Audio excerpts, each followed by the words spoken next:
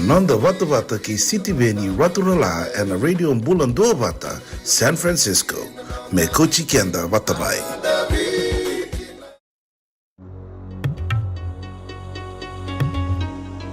Pakia kia samai no no no moniromo. Pakia kia samai no no no moniromo. Pakia kia samai no no no moniromo. Pakia kia samai no no no moniromo. Satalan ron ron no bui so so moniromo. Na pakia kia samai no no no moniromo. Aue aue aue aue samai le dano sili le tu fole mai le tu no sili le tu fole mai le tu no aumbao erea me mau sema mata sotea vinimo Koia undau kili aundau ana sikiris mani lusiina au musilin mani lusiina au musilin otina nulo sarui be makai sini Pakia kia samai no no no moniromo. Pakia kia samai no no no moniromo. Satalan ron ron no bui so so moniromo. Na pakia kia samai no no no moniromo. Aue aue aue aue samai le dano sili le tu fole mai le tu no sili le tu fole mai le tu no aumbao erea me mau sema mata sotea vinimo ano me me samai tini ei umi wale wani pakia kia tau mole mole lau fili au luita anina sema sema batadina Pakia kia samai no no no moniromo. Pakia kia samai no no no moniromo.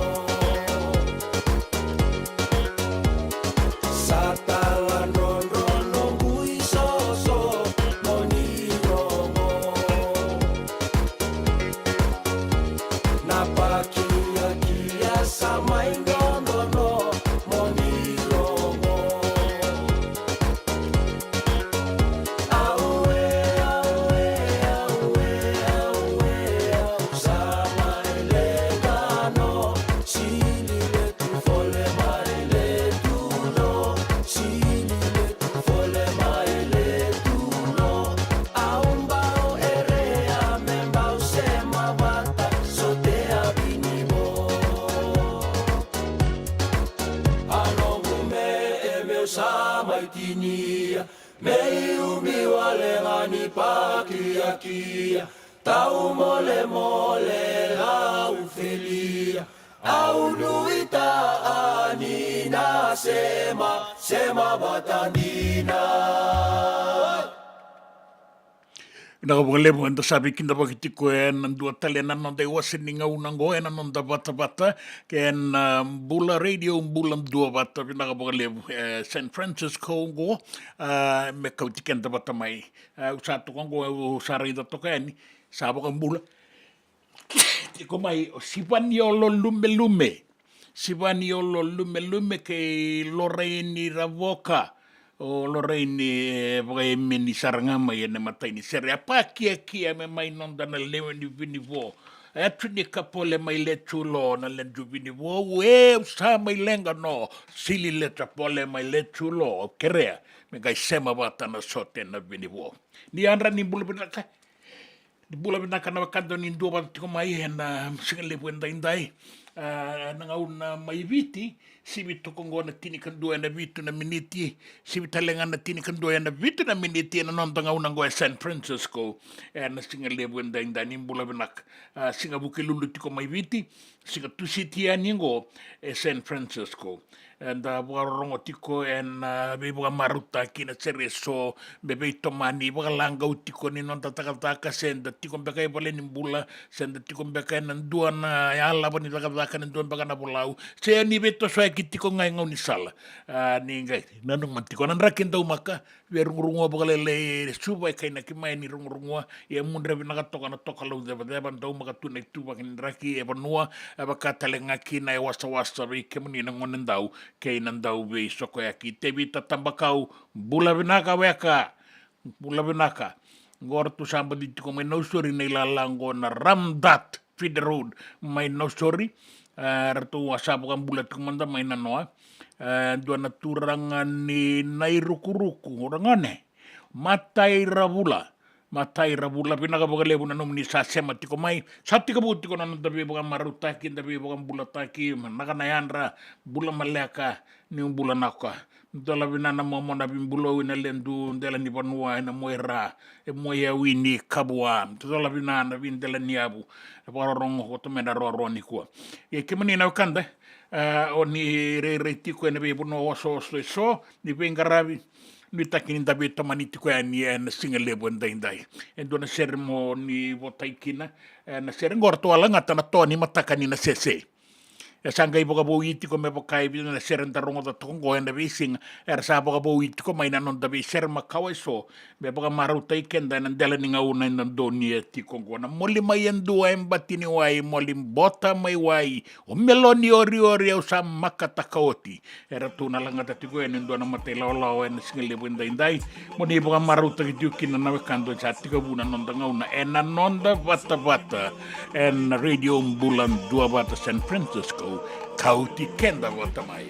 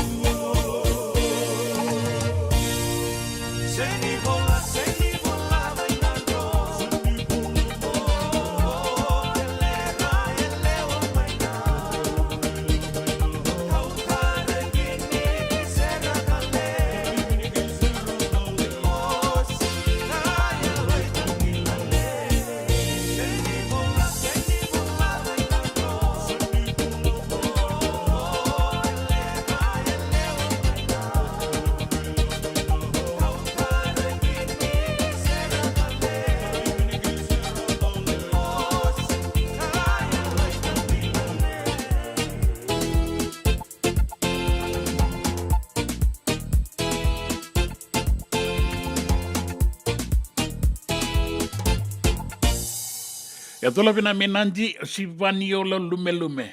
Au le tola vina lo rei ni ravoka, laiti o nena ia ravoro, tarna dola. Luisa Rambatombato Ratulomani io nimbula vina kakemuni na maramakai.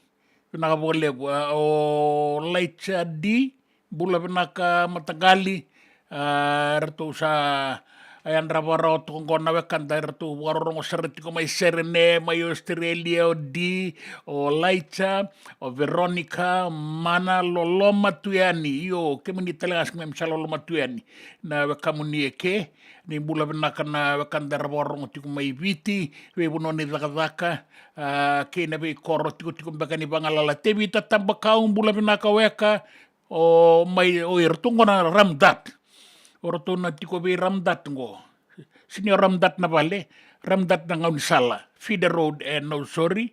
Da boga bina katiko ni rasandu obat tiko mena kanda matai rabula. Bula na kwa mo no irukuruku na itasiri. O leitia tamaimbeka. Turanga mo ko I'm so happy. Na boga lebu. Sa marau mainda sa mai marau talengara tu asa elimbari batani tawake. Dola vina koe Sacramento o ratua serimbali watani tawake esa wairara wata ke ili kayangalo boganu inu vina katuya ningo Parramatta New South Wales vina wale bunan dua batik mene singale wende ke menina sa semaroti ko mai en pakia ke sarkani ruru mai tabi unirando kana pakia se na wadi poki se dua mbekanga na ido ye ne singa lebu ni kwa ni sa sivi to ngo na tini kandua na tini katolu na miniti na ngau na mai viti na ngau na San Francisco sa sivi to ngo na va na tini kawana miniti na pakia kia me mai nonda da sarongo do tia sanga i boga rongo na tangi na nonda rebe ni veitalia me duno na bete me ye na funde boga singa lebu na makete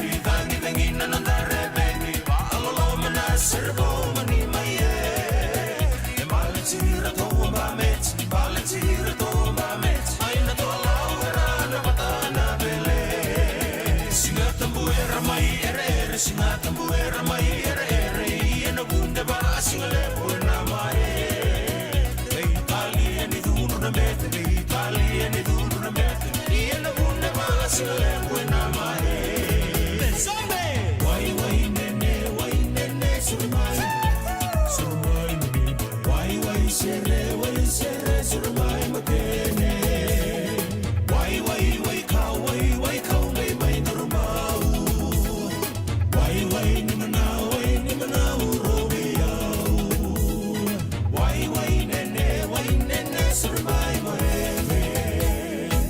Senga dina ni kara rawa na daka waka kekiwa. Ia endona kainda wipu ke kawaka mamanta taka tuna bengaravi o ia ke tuna kenda to kakana. Leika na dalo na bisikete na reo bata na sunbells e tinimbulu makau. We kenda tona senga tiku nindraiva se senga ni waka motoka kandau dren na te tu beto seki. Erto satu wakarau na Divine Pacific Food Mart mai Sacramento merto talaveani na nung ni boli. Rawa sara. We tartar ngayani na taliboni diwan dua ono toluwa diwa ono saivarua merto bakarotaka katalada mai na nung ni boli ena kena ngona totolo tua. Divine Pacific Food Mart, Viturua Diwawalu Franklin Boulevard, Sacramento, California. Namba di taliboni diwan dua ono toluwa diwa ono saivarua. Erto ngarap talanga ni kena lewaka suburi ani nanomu yaya. Mai na nonderto stoa kena nomu mate ni katumba. Nongu chisu nongu banua. Dorongote na vima mani ono kina vitu ene kawani bugululu we kemadawe California. We mani rua ene kawi kina tolu ene singalewu ni lotilewu we kemadawe viti. E warotaka na New Methodist Christian Fellowship USA. Rongote ene Radio Mbulando vata San Francisco me kauti kenda vatamai. JJ's Food Shack. E tiku kedi kina na kakana boka biti me pakana kokonda. Lobo benga ni ngai kani itu na bundi nan dalo sa tapioca. Na kakana boka malangi me pakana steak pakaya loka kina coleslaw. Woo-wee! Na karitoa sa wadha badina na kani kana. Kaya tiku talanga na nondo specials and na lomo ni mga dawa. Daw tamba na Facebook. Na doi ni tiwa ya na banyo manray pai kaya na bungatale. Gawin na JJ's Food Shack. View Valley mo Billie Jean Street, Santa Rosa, California. Karo talaga nito dili mo yang may Santa Rosa, may yato saray ni Kinavato. Giritirito sana Kinavito, Saiba Vito, Tolo Dio Tolo, Dundo Limono. JJ's Food Shack, Santa Rosa, California. Nanonda Vata, kay City Veni Rotorala.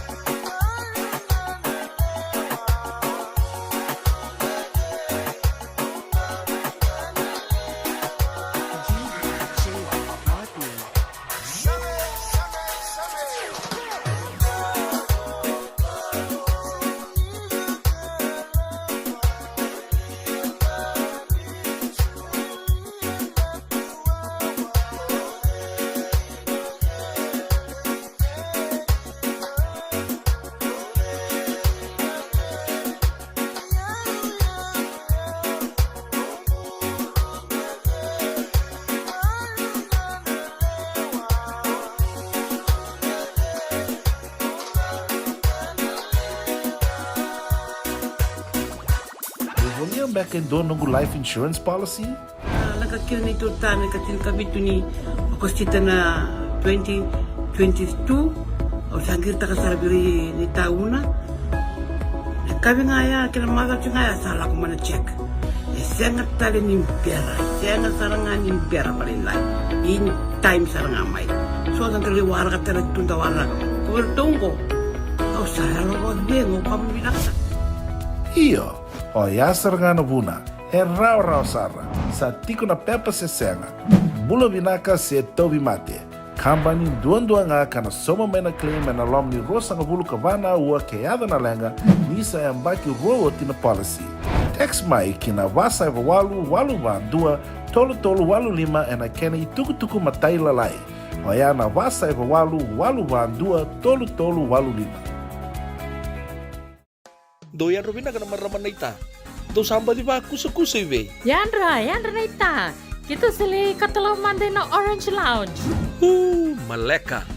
Warasan ba di kata-kata pinakasar tu nga toboy, siyang bakaw. Ngay way dala tu kinambata. Koe serengan kori. Sono ngono santa pinakat serengan na kenta kakana. Di na to zoko.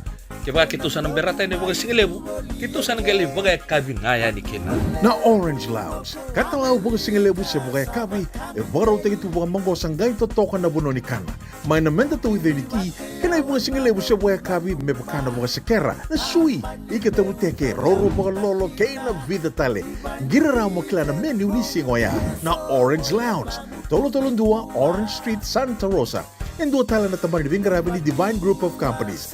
Dola na wala kaloka na mataka, kina wala kaloka anambongi moniti kina singatambo na Orange Lounge. Tolo-tolo dua, Orange Street, Santa Rosa. Dendram beka nang wala ni kibal ni lote na puko ni oso-oso pakadadaka. Sendra-kendra kita beka na itos-tos nimbula, kuwa ni lenga sinuing gawa-gawa. Nana magi-mai kina programo warotaki. Mai vera tau na New Methodist Christian Fellowship USA. Nongu chisu, nongu banoa. Rongo na vima manione na kabini bugu lulu bei Kemando e California. Vima mani dua na singilewu ni lotu lewu bei Kemando e viti. And a radio bulando vata San Francisco. Me kauti kanta vata mai. Nanonda vata ki siti veni raturala.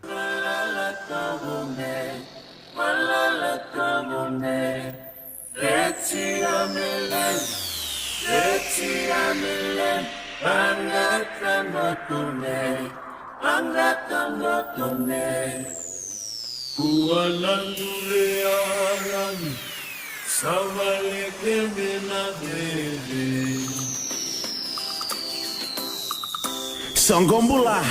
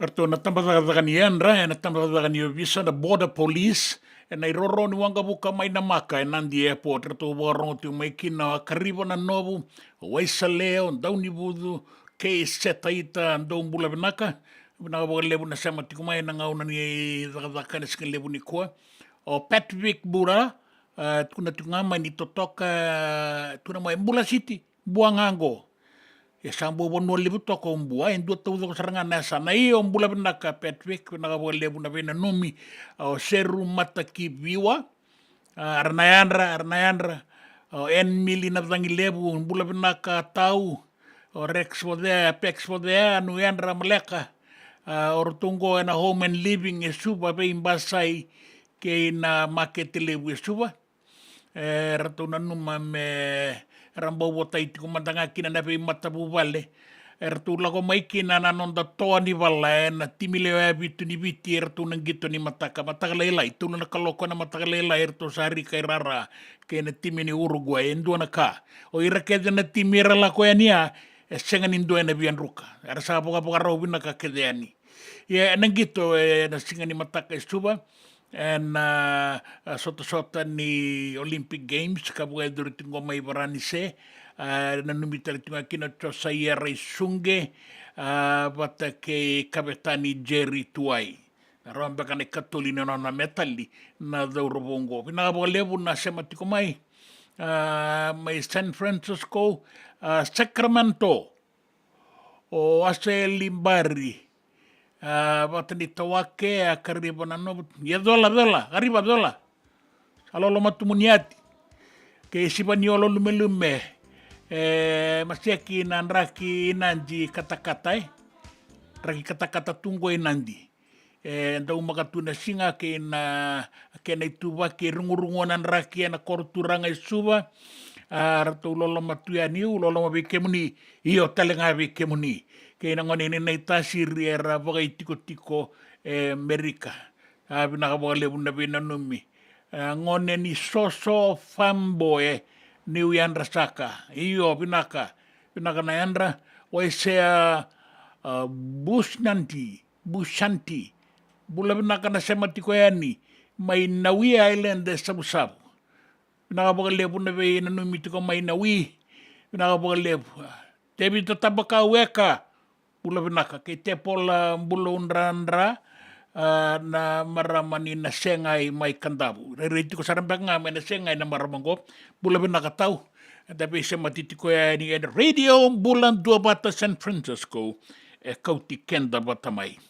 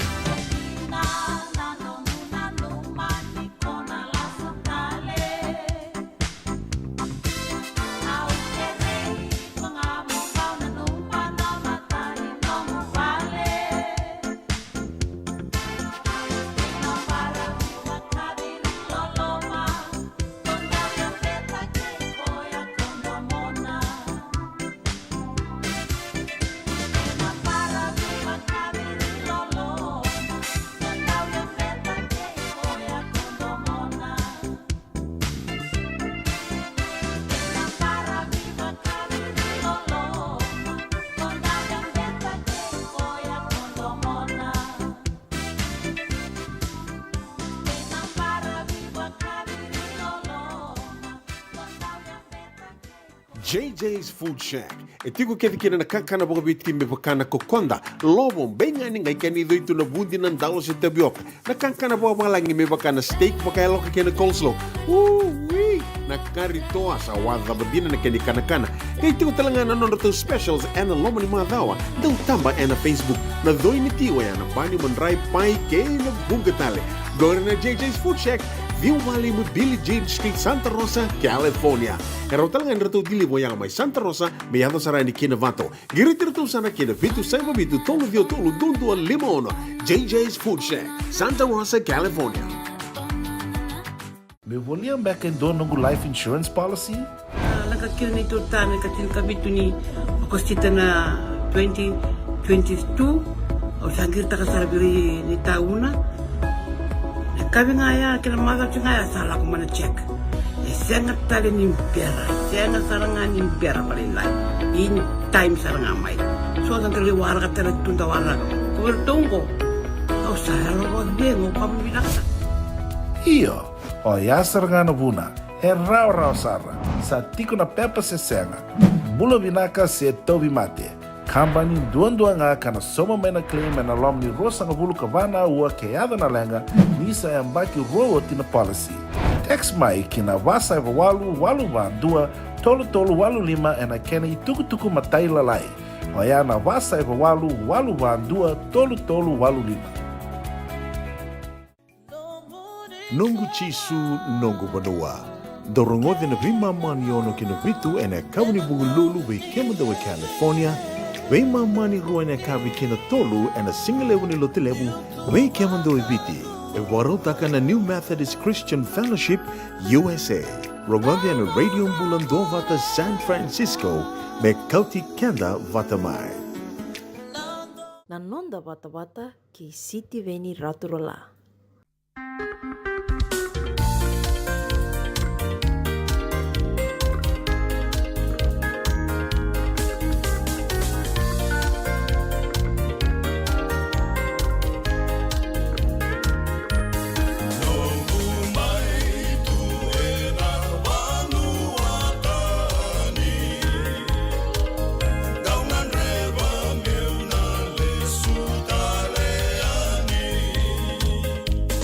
Isa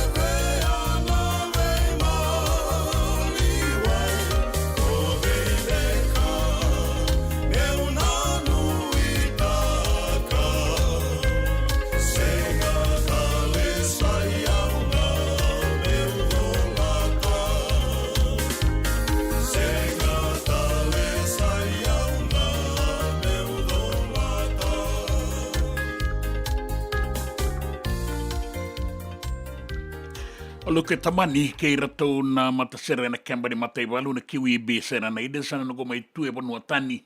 Era sala tu me bonua tani ra sa boga na nanu tale mai kina non ta bonua. Ngara viti ko nai tabi. Te vita tabakau eka bula benaka.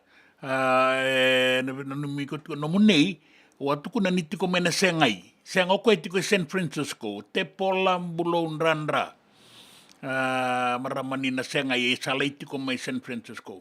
Io binaka esta burameke kere me retombo na numi talenga kina rona numi kina be watini dua talen baga na amba kini baga na numi rausa dambeta abrosa tuisasake watake romoto tuisasake ngona numi tiko yani westa inandi en radio bulan dua bata rabara rongo tiko kinango en singele wenda indai malaka baga lebu Maria baga silimi de rawani rto mbau na numi talenga mai nabuni bi mai nabiti lebu be mai ra tomba totok baga wasibi mai kadabu mara ayanra lowi kai pula benaka sterinai koro miau sambula re se matiko eningo na ondamu mai lambasa tiko ni be boleh taki mai lambasa na Kuti Street mai na boli ko mai lambasa ora tubini prakas dola sambula binaka bose dua naturango ya kaitiko mai ne be bwana numitiu kina mai momi o tinana ke nai mai buni sodo mai namosi ngare rengande tiko mai New Zealandi rabogaro rongo ting mai dona kabina kaninda tiko na radio bulan dua bata ta saro ni wabu kiti bura sara tiko ngai na ngauna ni be buga maruta kendan donia keilitia len dua lodo totoka na bingarabi totoka talengan na bina numira tu vini prakas simi bata keimbui pinakabali besar na sema tiko mai na singa lebu indai da waraka tiko na ituku na nanda banua kei na be sai bura na ituku ni gitu endu taronga tiko mai ozena kabetani non da timi leo ebitu mai Paris mai Paranise Jerry Tuai kabetani ni non da timi nang gitu ni mataka na tolu na kaloko mai Paranise o Jerry Tuai vera na ngonele wa Richeli Ndabeua o rona kabetani ni na bewe kaningo nandui timi rau matataka mai sa tiko na boka nunu ene tika buili unan rotong gitu leo habitu so leo habitu ni mataka nangai muri o irana marama ertu na sini tayam bena nota torobo gitu leo habitu mbaletan sando ni sartunga nangona ni gitu ya de saboka nunu bina ke tiko yani kina ene singa lebo ndai otai tiko yani ebe na be matabu bale kila nang gitu atika bu yani nandi nan dua ngona balabu sawati gai la ko tuna kena seremoni mai raida manda ngona bula tale non timi na tengwane ersari kai rara gai kai na timi da bali e kai la mai na timi ni sambeto na timi ni nawaka non ratoto da ken ngona kai da umaka ongo na bula tale kena ratu kovayata na uto solo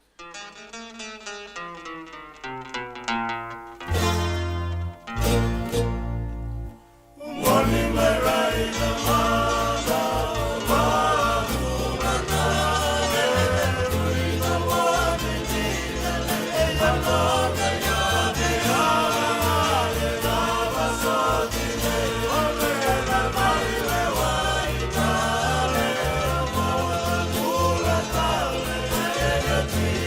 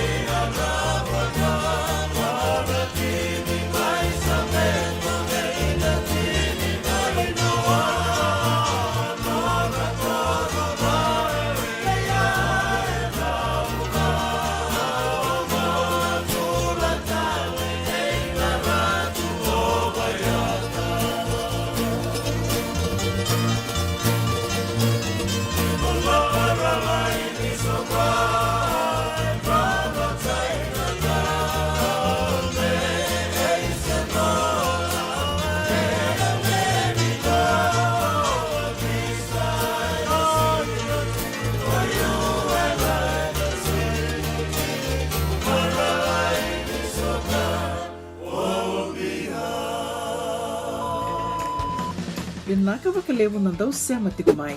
Vinaka wakalevu na ndau asetiko na nonda tu vata vata na Radio Mbulandua Vata San Francisco mai kauti kenda vata mai. And the sabo leka sarni adawayani na walu sangabulu na undolu na kende wili ni matavu vale na Radio Mbulandua Vata. Ia e wili sara me wakatoto vata taki kina kende wili na ngwane tauke e na vea sai pura. Dona like, dona share, subscribe talenga Mike na Radio Mbulandua Vata and na YouTube. Radio Mbulandua Vata San Francisco, Mekoti Kenda Vatamai.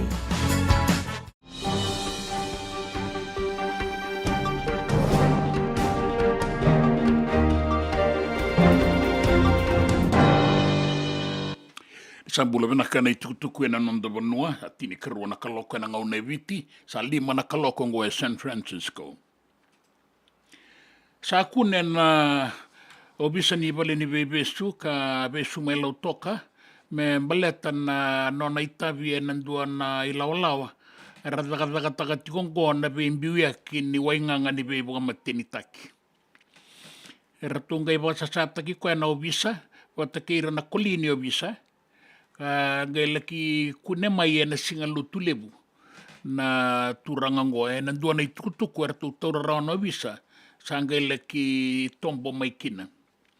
E na i tamba ka tiko e na nona taleboni vei kauiaki, kune i tiko kina na nona wakaitavi e ndua na kaibesu mai lau toka.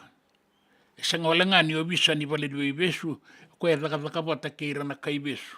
Mai na lau toka Remand Center, veira na wawa vilewai. Mera vei wata kina na wainganga. E kuneti koe na nona taleboni. Na i olo ni wainganga lei kune talenga mai. E na vale lailai ni Remand mai lau toka. Kaina kini obisago e ala i besu mai e nandua na lori, a pondo tiko kina, wata kei nandua e kilai ni sanda uduru i vale ni bebesu e na buku ni wainganga. E kune talenga e vanan raunan dola na ilabonganga, wasanga bulu ka vanan dola na recharge ni taleboni, wata kei na sona i tamba, e tamba sara talitunga kina na obisango, ka tiko kina na kena i sema, e tamba bata tiko ke i reso e rekila i tiko mainandi, ni ra wakaitavi, e na wainganga ka kune kina na i tika buni ambakingo. Sabanganga tiko na tamba tanga ni obisa, na vengara vingo, me rao ni matata na kena i tukutuku. E wakaitaki mai na ministry ni mbula, e na tambawaga ni mbula e na mata ni tuiviti ni sanga e daumaka ni sa maidhava na mate vei tauvi na leptospirosis wata kei na dengue vei tauviti ko e na nonda vanua wagan bimbi mai na asa wagara kei na boliku. E na duana i tukutuku e kaina kikina ne sa lutu sombu na kau ani vei tauvi ni matengo na leptospirosis wata kei na dengue ka vei tauviti ko vei rana wakanda mai na moirani nonda vanua sa wakareita ki mai e na tambadaka ni mbula ni ena mbakingo e rua na undolu tolu sangabulu ka tolu e ha tauvi rana matengo ena wase loma e ratauvi matekina e walunan rau diwa sangabulu ka tolu, mai na moirani nonda vanua limanan rau walu sangabulu ka pitu, bata ke ira mai na boliku, ra tauvi mate talenga kina e vanan rau rua sangabulu ka walu, na enu nga o walau, e duanan rau tolu sangabulu ka rua, e ra tauvi mate. Ia sa tosotiko non radakadaka na waileslesi na tambana ni mbula, me rawa ni wakaon bokotaki na manu meda ni mationgo veira na wakanta. E namba kita lengango e wakarita ki mai ni dona undolu ruanan rau wasanga bulu kalima e atau vira e na e tika buni ang bakingo, e ne wasa loma e panan rau rua sanga bulu kadiwa, tulanan rau vitu sanga bulu kawalu mai na bualiku, e na sa bagara e tulanan rau walu sanga bulu kadiwa, ke kandabu, mai kandabu e ratau mai te kine lewe tulu sanga bulu kawano. E dona i tukutuku ningito, e wara taki mai kina ni sasoli wakasala, na atau rabo ndo we bakatabuli vini non da timi le abitu ke ne tini kalima, o alibereti wasota na Danieli, da wanimbuka, ka wara taki mai kina ni na rara ningito na stad di France, mai waranise karuna dalindi kina ni mataka. Na timi ni viti ke na timi ni Uruguay na tulu na kaloko. Gwendo na rara ningito bagai rongorongo. E na lebu ni non rabe toko ni na sarasar. E nang gito tiko na timi ni viti. E na singa buka rombuka ke na timi ni varanise berto ni tau ke ni rara. E na lebu sara na kosa-kosa. Kaya na ki lebu sara tiko na kosa-kosa e na panuongo. Ka na rawa ni buka sesea na non ratong gito na dorowou. Ia, e be boka tabuli tiko e non da timi endua, kasabala taki vitio di talenga e na sota ni Olympics. Sanga beka mai varanise, ia mai chavani, ka taura talenga mai kina endua na metali koula. Sa andau makatiko na e tuwa kini non ratu wakarau na dorobou, baka sama, na e ngon ratu, sabonga mertu rikai rara e na mataka ni mataka. Mendang kay sarap na non gito na mata ni sota, bata kay na timi ni Uruguay, kini karua bata kay na USA Eagles, na timi ni Merke, bata kay na timi ni Varanise na kota finala, bata kay na finala, semifinala, e na kay garabia ni e na mua ni Madao ni Samatata, na itubo ya.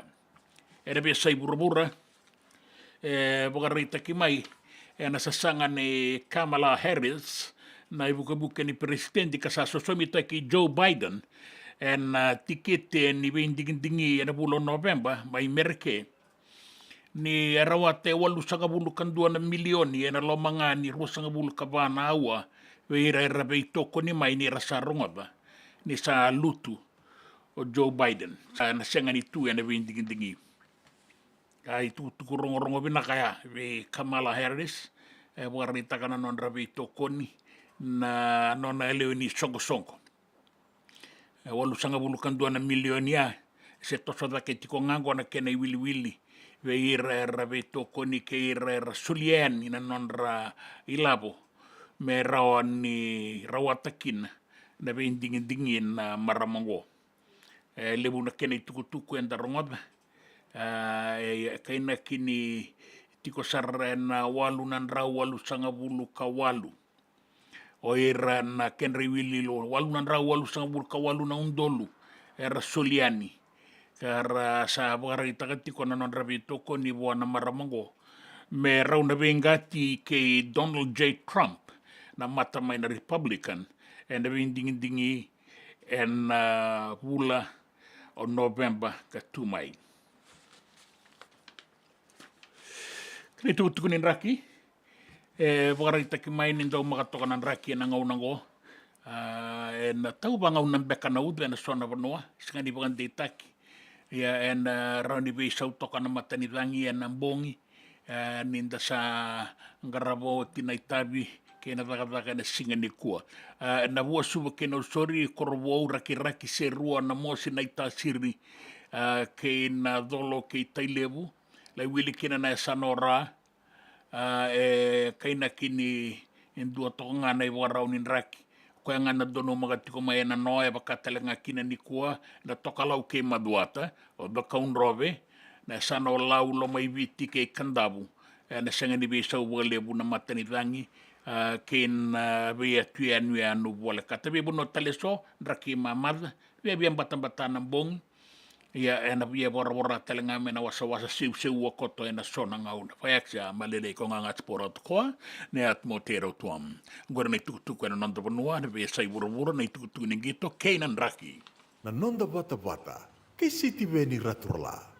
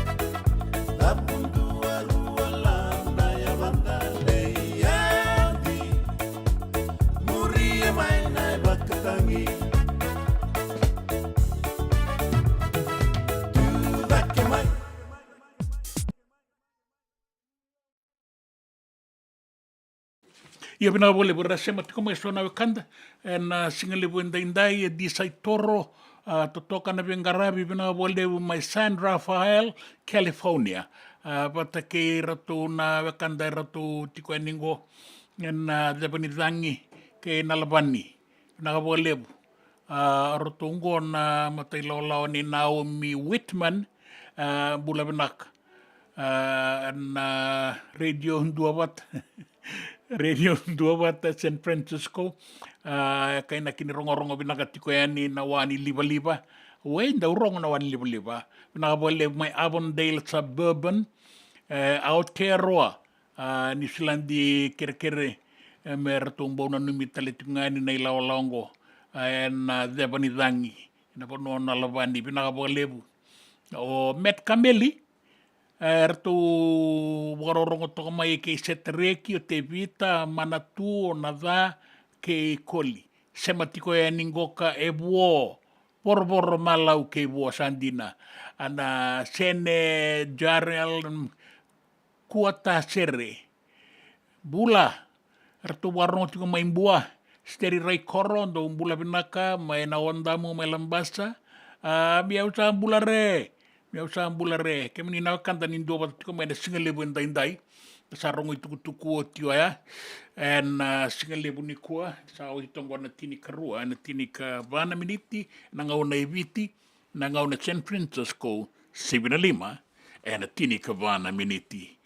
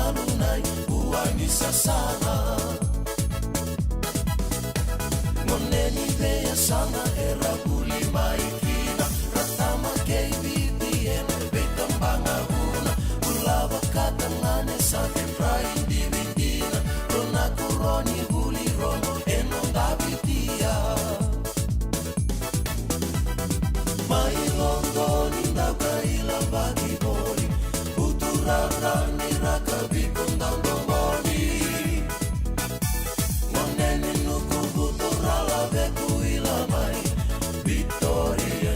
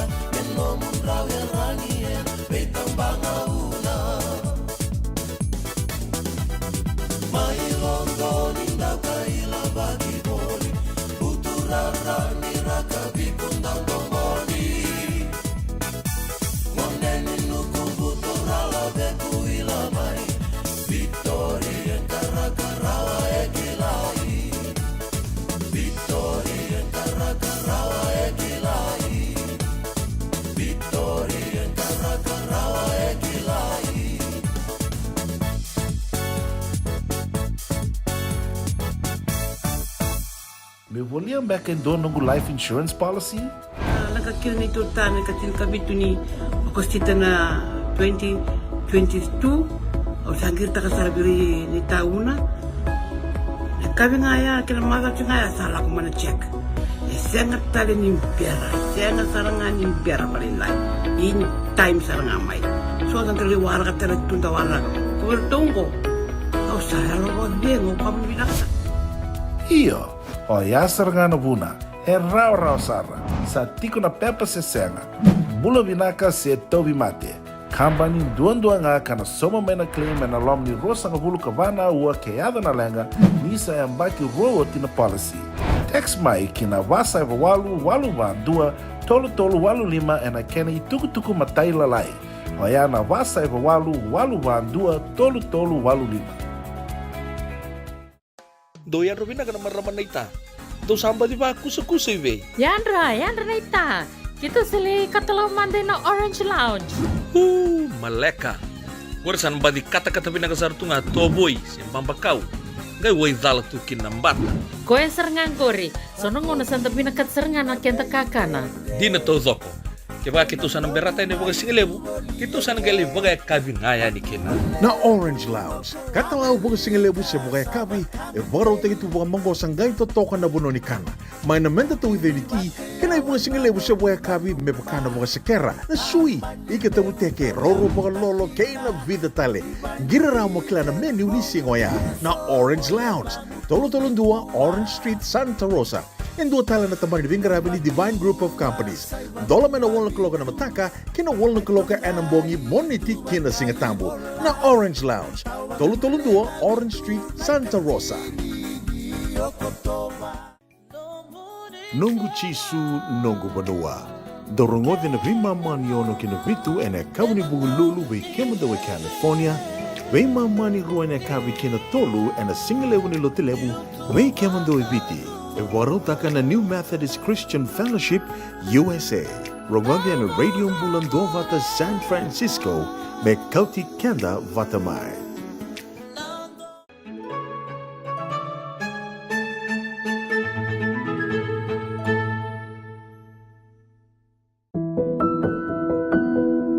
Sambi ni tu ena nonta wura ni kua na be matangali korni buli. Kaya na kenrandui baka tangin dengende. Meso tabikin na be matangali daka kedenga. Sabong ga baka talanga kina na koroi. Se na idobi e soli bata kaya me ibagan dinandinan ni kila ka e buli di maya na kena korni buli. Era tiko talanga. E so, e na kenda maliwa. Sangamba ka ni tokara na kena kotembalabu. Se na isala baka tatemba. Ia e raba kuroi, e nangoli, na siwa, na todoka, ke na vakilibati, na talitali, ke na takataka nilinga. Se koroi nga ni selekava na sumaria na ikutari kay na kurikuria na isibi kay na mataiba. Uirango e non ratalanga endua na matangali buku kilaka kandondo na meraka waitaki. Idadati ko may nakoro mendangay rongo da kamisika toka baga malua na beka era daura kay ng batini tanoa. Mendangay dingoma na ibuka madalayanga. Kaya nabe italanoa, ito mi maimbati ni ngaw ni sala se udu mainduru. Sandamba. Ia ni banga taki na kila kae na inakiyanga, sana kunikina na marau taki ni watukana. Kaya baka yang taki na inakida, ia sakani rarawa kabaka mandua.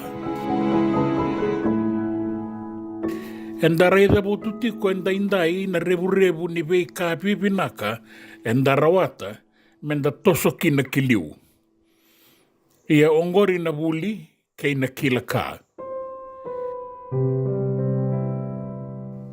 Enda nuitakira na wekanda buli binaka na bunga na ngauna o irango e rava koroi.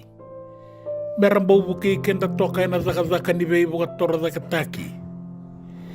Ia endangai kila e muri, ninda rai boka nui mbeka ena bilo dhidhila. Na turanga bukon duan e sembau yambeta na nonda bura e kaya di sayanga na buku e na lewa. E au boka taronga tiko mai e na duan na ngau ng balabu au sabang makumbun yan dainday. Sena panua ke na matani tuda ba e bura e tiko kina na korni buli ni alo matua. Na bei matanggali korni buli ke de rasa tuongo. Mesotaba katangaba baka binaka na nondanga ngandre. Ia e rao mai vei na koroi ni alo matua. O iau baka nui tiko vei ke muni. E rao nio ningai buke iau kina na isau ni taroea. Au na numa ni ko ira na vei korni buli ni lotu e ra tau ia bue viti e na embakin rau saoti. E ra bakan duri saranga membaleta na ina kiongori.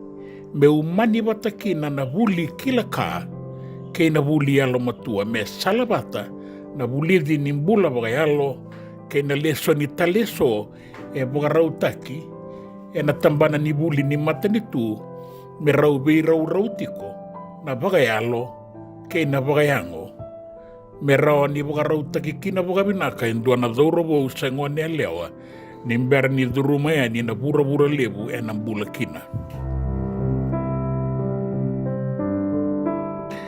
Awawili kana no na iwola yan doon na professor i taukei, membaleta na iulutangango. Kena iulutangango na buku ni Vanua. Say, Wisdom of the Land. Kena no na sasanga merawata na buli toravaki. O tupeni lemba iwalu mbamba, en dua veira na vida na itaukei kilaya ng buturara ni buli. Ia e tikabu na nona sasanga me rawata na alo matua e na korni buli ni lotu e sale mai New Sawa e na anu taveuni e na tinikadiwa ono sanga bulu bagdada. E a kauti tupeni mbamba ki New Sawa o tamana. E sanga unang balabsar. Rawabon tamay e nandua nandrua. Raw bagareo may nanon raw koro ay nika e na tikina o tawake. Wale kata na udu ni potu e na balawa viriki may undu po hindi. Raw yazo ki tabeuni, sala ki sombu ya nyo tupeni, me buli duru embure. E senga ni rawa na duru embure menda buli dekina ng bulan yalo matua. Dui sabata na non na isulu kaya niya. Ulida ng bula bagay bagarao. Kana bagada ke na takadaka kaukaua. Na were zuki ke na teitei na tonra ni singa ke na tauniuda.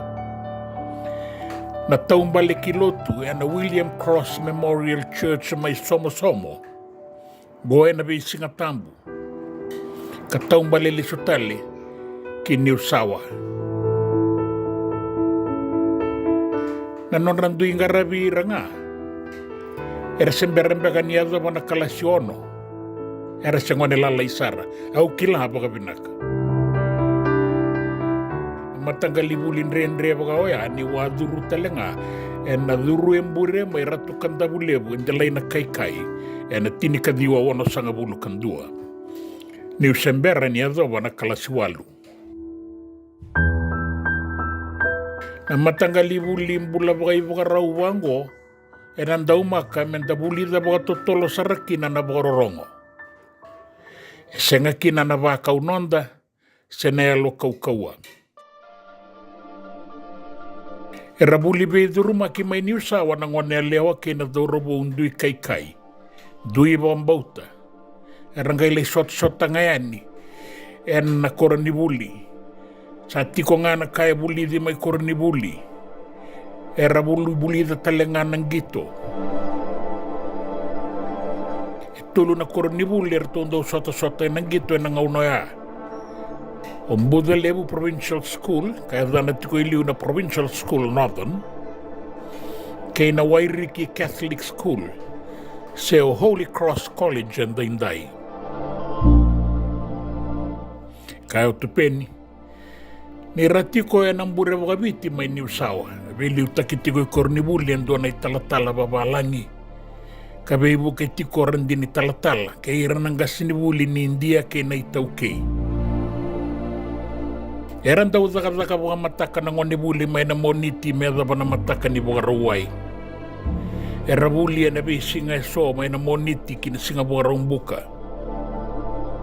Na tinika dio sanga bulu katolu, di sawo tia tolu sanga bulu na embaki, sanga ileso tale ki New Sawa o tupeni mbamba.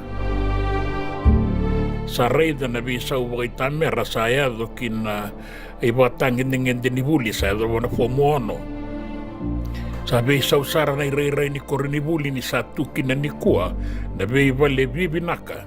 Aso sumitaka na be ibale bogabiti karatu kina iliu. E abeirei a kivolio tupeni, kangoroya na beisau ni tuba kini korinibuli. Ia e noitaka ni na senga ni beisau na ibabubuli kanandei toka meraduru matalenga na ngone buli mai ni usawa ni kua na buli yalo matua. Kabagan dei takatiko na non rambula bagayalo mai na ngau nan renre ni tauya buaya e na tulu sanga bulu na yang baki sawati. Eran daw bangorong-goroi na ngone buli duru embure. O irerati ko may niusawa, may Mbudha Levu, ratu kandabu levu, umuay na se, andi da kumbau, kay nabuli ni turang ay matabatudo. Endi na nga, sa tatarati ko may buka maluwa ni kuwa, na ibuka bubuli-bulang yeso, ni ngaunango. Sa durusese ng dondono kay nangalala ni tamatayan dua. Mata ni tusawati, e atolea, membokorda na bulir din ni bula bagayalo na be kornibuli torodaki. Mesaba liudi nga na buli kilaka ni rawa koroi kay nazakadaka. Dasaray na tiko ni ko anak kena rebu-rebu. Nangone buli ni ko ay rasa de ruma kabolita kanaway nga Erabu kita na ikele-kele ni mbasi suwa na ndua na ngau na menon rambuturara ni bain buturaki isuka na buli na baya kabi. Saan dua tani may na non raitobo. Era sakila e bunga na kain dina. Ia sasenga na bain dokai. Sadang iyo lakem bandu itakena. Era kaya may lau. Inda sabuli nga. Data sukulu. Ada na kining balimbalaw ya. Enda sabon do kana wanga ni kilaka. Ya sa soko boko tati kina nonda wanga. Baleta ni sabon do patatalenga kina yalwai. E rombe ka ni ubuka duru matalemandayan ni endua na kina ibuka langaw. Ong kaselebu buka dengu ni lotu e selebi tiki rutuma. Reverend Thomas si Kanailangi e adaba wale saranga na kalasiba may kornibuli. E muri e sanga isa sangataka merawata na nona koroi ni Masters e na Yale University may mereke. Kalisi Sara me liuta ka na matalutu ba karisito lebundondo ibiti kay rotuma. E abaliledi ko e abolinga na nona taki e ni bang bauta kay na yalo matua. E akawa e may niusawa o tupenimbamba ni yalo matua e siyang nibuli di may kornibuli. May baka na lesyonin dakila di ba kaya nga takirarambay na nonta panua. E bakan reti eke na yalo matua e kandre e nandela ni bulan renre ni sotabi e na besinga e na yalo matua e na matangali vei boka dokotaki ni bula raramba ke na nonda sasanga na leo ni wano e andundua Na kakua walenga ni ngarabi na huli ni kila ka. Embimbi mendarawata talenga na huku kay nayalo matua. Na bula talenga may nakoro kaya bakaya bagan jawata kinakila kaya tuweira na matua. Erawa ni kuniki na naiyaun rengo na yalo matua. Na imbole ni kore ni buli may niusawa era sengin daw ngwile raba na ngone era tumbiri may kina. Baka kotongo na kena bosa baka peritania. Nothing without work. Kena bagan jawa rawa senga ni rawa ke senga na dagalak. Era lewe bunga sangay kilanan dinan ni imbole oya ni rasan biuta may na kore ni buli. Era samay yang atuen na biya sa ibiti kay na biya sa ibura-bura. E na non rawa ka kay na non rawuli alo matua may niusawa. E senga walenga ni bukea ng bula taudoko. Ni saya da may dabuli buot penimbamba sanggay may buli da taliki na ng bula taudoko. Na itobo ni Bay Maliwai na non dadau kinambula raramba. E senga ni kawai yang baleti dui iranga na lewe ni Banua beran dui taken. E tunaongaongan ni Banua kinalotu. Na itobo ni rai ongori e rawata ngayon dua ni sayado banayalo matua. Na nona le subi ni usawatale o tupenimbamba. E kaya ni baka e le sutale kina nona vale. Sawa timay endo na ilako-lako yawa kambalabu. Sama itala no atakatale kini usawa na nona baka sanggangara me kila karawata na yalo matua. Na idaba-daba ni nona ilako-lako e wakang bauta ni sarawata e na bosota kay nangungo matua. Kasama kali suya taliti kongo kini usawa na kenay talanoa merakila na yaw lebu nre ongo na yalo matua. Enda na guys sota tali na toso ni ngauna kataraba ni Samote. Nanonda mata-mata kay sitiweni raturala.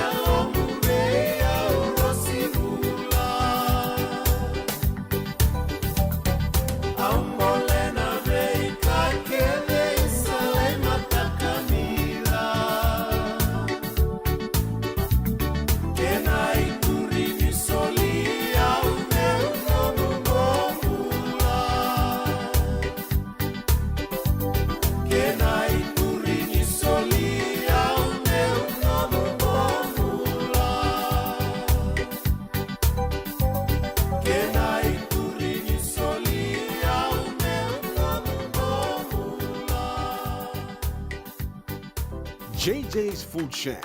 E tiku kevi kina na kakana boka biti me bakana kokonda. Lobon benga ni ngai kani do itu na bundi nan dalo se tabioka. Na kakana boka langi me bakana steak baka loka kena coleslaw. Wee! Na kari toa sa wadha badina na kani kana.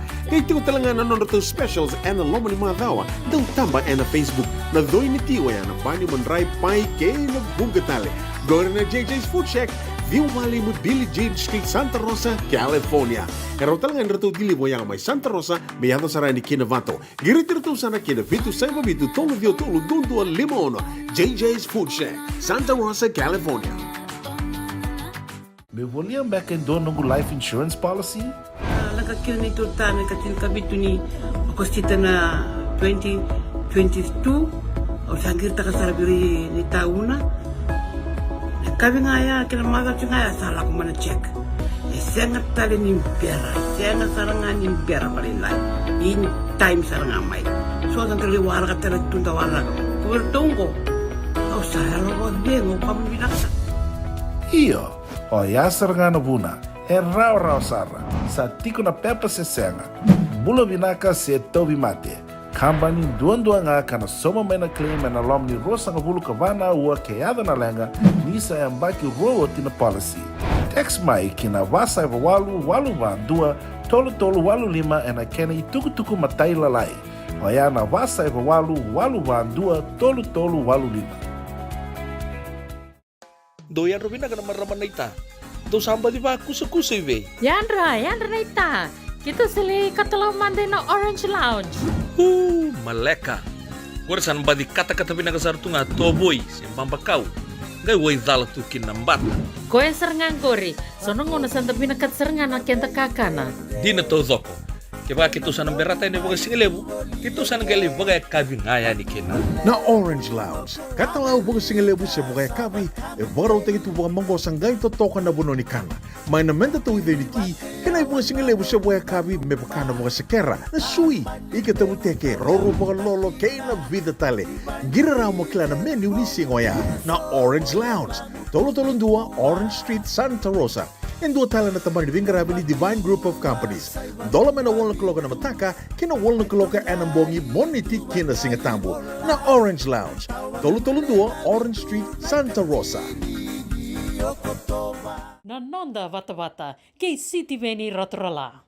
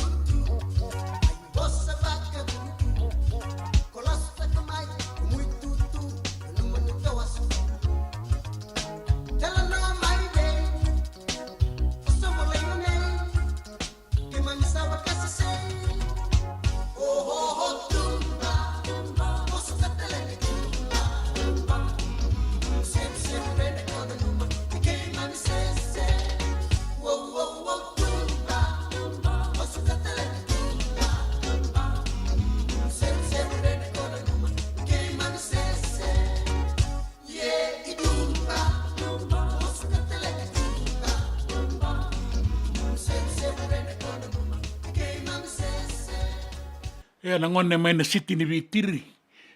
Seru serevi. Ni takin ni ndo magatikon rakien barabe na kaniwai na rewa. Bula bina ka mai buni abu. Ina wale buna sema tiko mai na singile bunda indai. Ka bau na numitiu kene ndo na mara mai sa tuku ti mai wambo tani sabagan te otaka ene na nona tuku nona bau ni binaka. Naomi Whitman ka salolo matu mai. Nakabale bu kemuni. Au sanga u se bangaratu ngona ser ni silikai mai tonga. Nanga une kuneki na ke pakai nanga una gela ko ni ala ko ni be kemuni. Tani ala tabua bula binaka rongo binaka tiko ni korolebu na sala ni kakambura kingo San Francisco. Goe korolebu nraki binaka kai nakatiko na kandango ni botutu mai batulele botutu ombenga kena be anu be bola katir be wekani binaka bogalebu di saitoro otama Ezekiel rarasea goe na Calf compound na maka nandi na quarters tolu wasanga wulu B da boganu ni binaka tiko ni kemini na wakandara tiko ni be korni daka ni sema tale tiko mai na singalebu endai wa maruta kemni endua na sere ka selanga tana do rubungo ni se politiko se do rubu lele sara ko ya kardan rata ka mai kina na dana o langa ni rambu kawanga na sere isa ba langa mai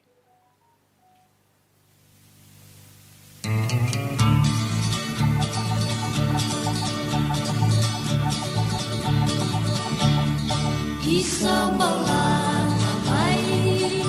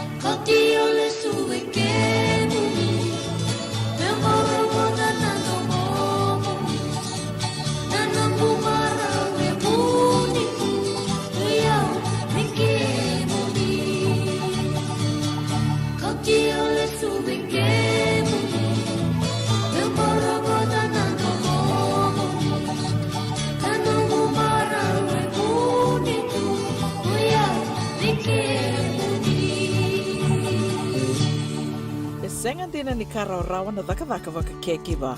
Ia endona kainda wipu ke kawaka mamanta taka tuna bengaravi o ia ke tuna kenda to kakana. Leika na dalo na bisikete na reo bata na sunbells e tinimbulu makau. We kenda tona senga tiko nindraiva se senga ni waka motoka katau dren na tutu beto seki. Erto satu wakarau na Divine Pacific Food Mart mai Sacramento merto taladeani na nomni boli. Rawa sara. We tartar ngayani na taliboni diwan dua ono toluwa diwa ono saivarua merto bakarotaka katalada mai na nungni boli ena kena ngona totolo tua. Divine Pacific Food Mart, Viturua Diwawalu Franklin Boulevard, Sacramento, California. Namba di taliboni diwan dua ono toluwa diwa ono saivarua. Erto ngarama talangan ni kena lewaka sumburi ani nanomu yaya mai na nonderto stoa kena nomu mate ni katumba. Dendram beka nangola ni kibalilo tena buku ni oso pakadadaka. Sen drakin beka na tos nimbula.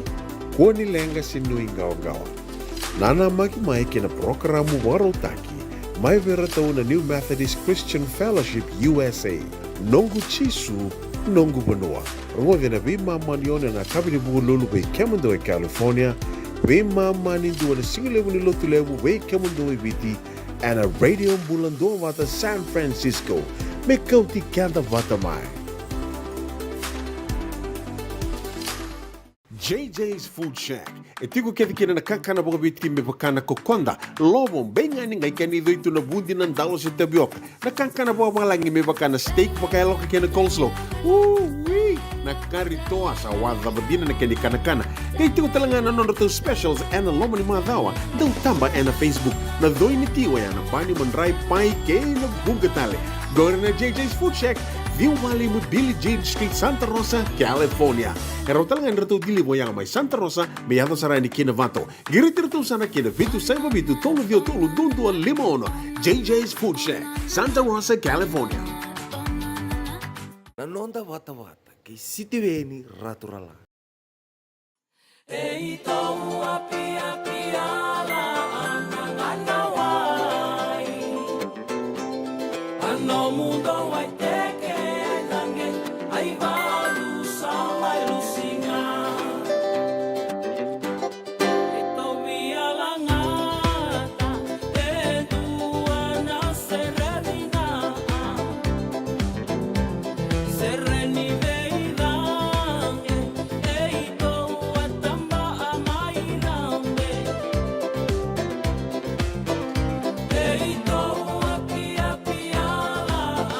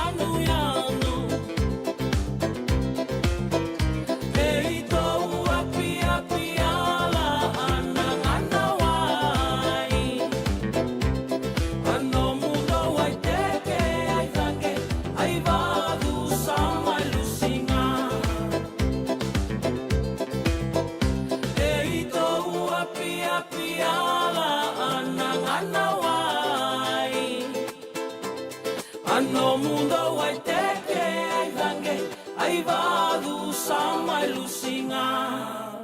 Sere makawasa reba bui and singa lebu indai and radio bulan dua vata San Francisco kauti kenda vata mai bula benaka tina indi buki Maria kumbuna panuara pano warongo tiku mai kina so sara tiku mbeka ngai na singa lebu indai na ngau na ibiti na ngau na mai San Francisco sa voi 5 miniti me ono na kaloko na ono and na rongo tuku tale kina na singa lebu ni kua bula benaka R.J.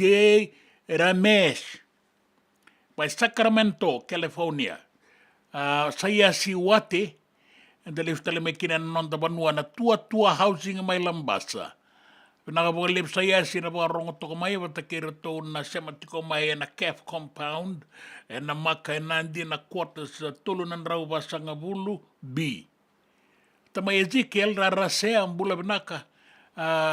Pinakabalip na sematiko mai na singal lebu ni kuwa or to na tiko ay ningwe record lebu.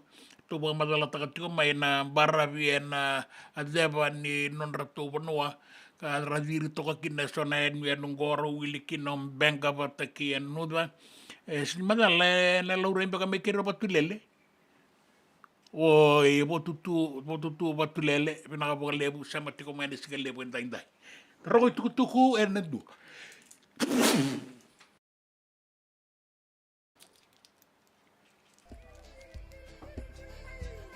What's happening?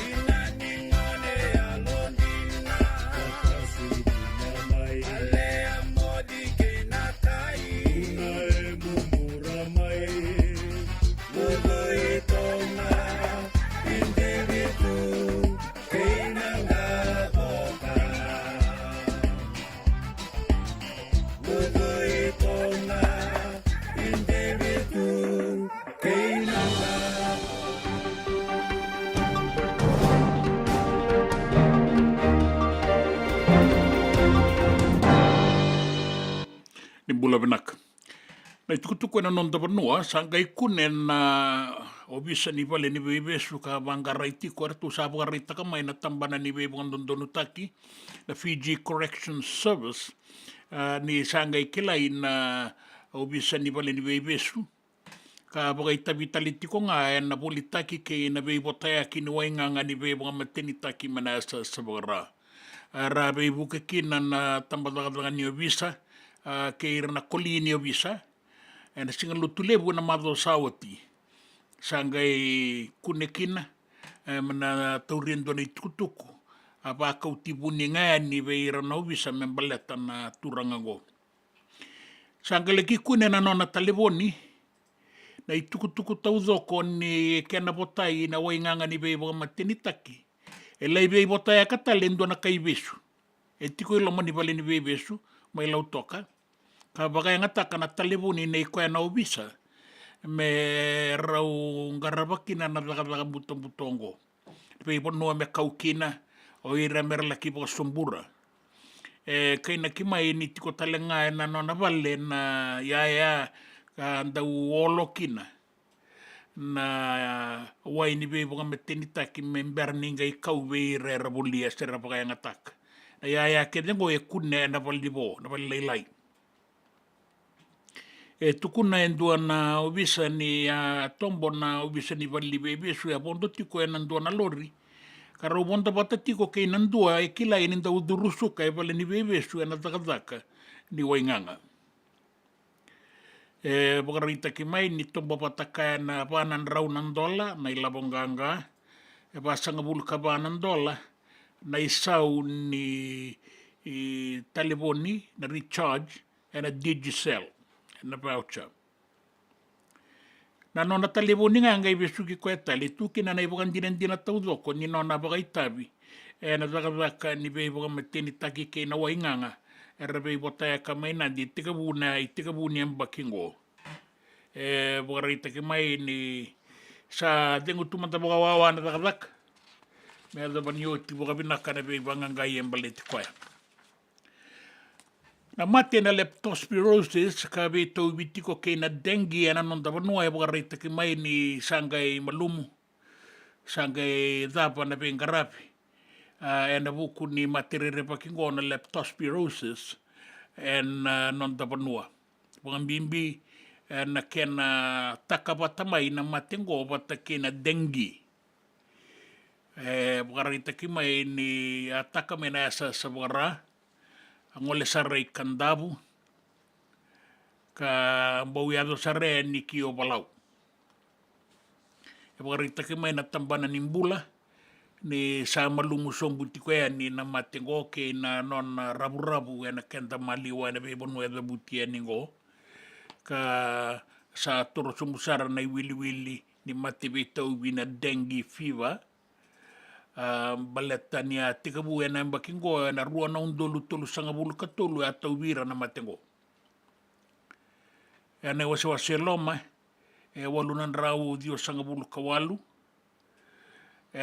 moirani non tabanua lima nan rau lima sanga bulu kabitu mai na bualiku vanan rau rua sanga bulu kawalu watake iyo balau duanan rau tulu sanga bulu karua era laurai ni atau wira na matengo na mate na typhoid sala ki ava bana bitu sanga bulu kawalu na mbakingo ia sa lutu sobuta leti ko ngamai na kena kau ame na woliku ka baletango na zaga ni beidula kara boga dor na bole sile ni tambara ni mbula mai kya sanga rabiti ko na be ka baleta na matengo dona do robo ka ngito tikungo na nonda ni bonua sa tikungo mai barani se na timileo ya bitu o Celestino rabuta umanda kaina kini o kwengo na moto vai ndibiti atikabuna do robo ngo mai na sele ngone ni na sele mai tabiuni ka tikabunga na nonda da ukawabo kitu me didi bakiwai kilo mani rara na ngone bina katikina asengone lailai ka tiko sar mai parisingo mai na sele ngai Paris. Aleo talenga ni timinin rua. Bau baka kai toka na lebu ni polo e tambaka. gitu ena baksawa ti bakakina ena kena ena bakingo vertunan rua. Ya sa laki wawati kungo mena rika irara wata kira tuna boni zorobo ena ndo timi leo ya vitu ena singa ni mataka ena tulu na kaloko ena matai ni sota ke Uruguay. Kana laki warita ki koe kina na ngonengo ena lo manirara mai varani se dina ni kaina kini lewu sar na ka ena rawa ni wagalengana nrotong gito na zorobo keba ka ertu sanga ni ngara unan dua na lebu ni rorongo irara na kai laki ng gongolo na Stade de France ko era tu laki gito kinango rawa ni ndambe kina na sar sabala di sar ono sanga bulu ka diwa na undolu na leo ni banua keba kurutu nan domonra ena lo manirara era na wakila nan daw gito wilikina bertu nan da dorobo ertu sabo ka rauti kon da dorobo ertu sanga ni tiko wale ena sanga talanganin do na time era baka wale takirto umbaleta sanga talanin do na time burabura sa bautoro na metaliko la nang gito leo habitu na time ngani biti sa tauro tipo rua na kene katolum baka na madongo kana kay rongot na kene tukutuku and radio bulan dua bata San Francisco kauti kenda batamay kinabesa iburbura o Kamala Harris sa barita kimay ni sa bungay toko ni koya me sa taura na tikete be tu ena binding ni tutu baka presidente mai mereke na bulan November en ngauna nga kadiba kikina na dana at soro mai na ilabo weira rabe toko ni walu sanga bulu kadua na milioni ena lo mga ni ruwa sanga bulu kabana awa ena ngauna sa kadiba kikina na dana rasabe toko ni talenga mai na bo ni laolawa ni Democrats kasamay dengukina na sasanga ni Joe Biden na presidente yan tainday na nonanan nung mamesanga talemanda bana embaki and White House sana sanga ni rawaya sana tu mesa sumita ki koya na marabango o Kamala Harris borita gamay ni sa lebu na bito koni rasato sa tikoyani bakang bimbio ira rasoli labo kena bito koni taleso me rawa ni rawa tatalikin na intamendambe ni tutu mga presidente na binding-dingi na bulan November. Kinanraki, isang distribusaw mga lebo ng raki daw makakoto kay na kimaybiti ni daw makatunan raki. Aliwa maluwa to kalaw deba na bayang barabi ka bakakin na loman ni Banua. Biti lebo na buwa suba kinausori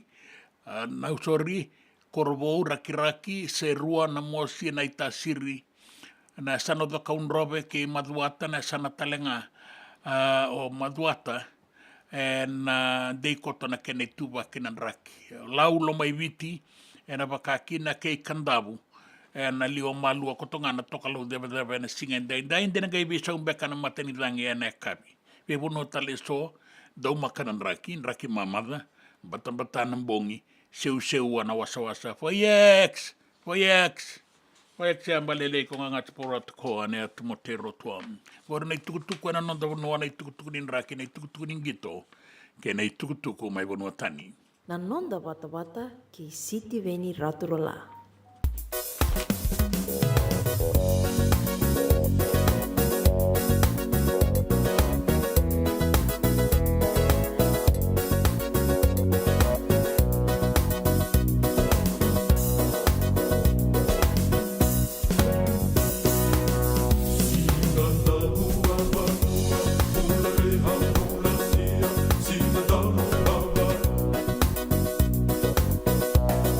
Singa